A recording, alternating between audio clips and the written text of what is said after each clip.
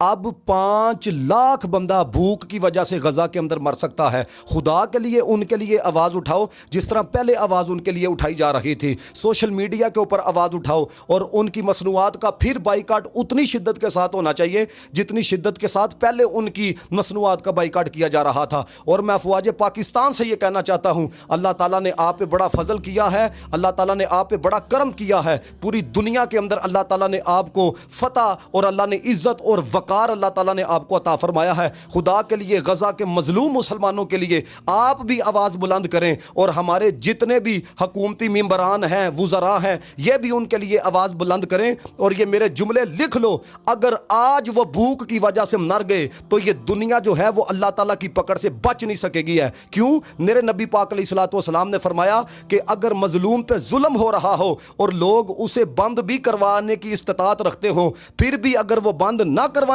تو پھر سب کو عمومی عذاب کے لیے تیار رہنا چاہیے۔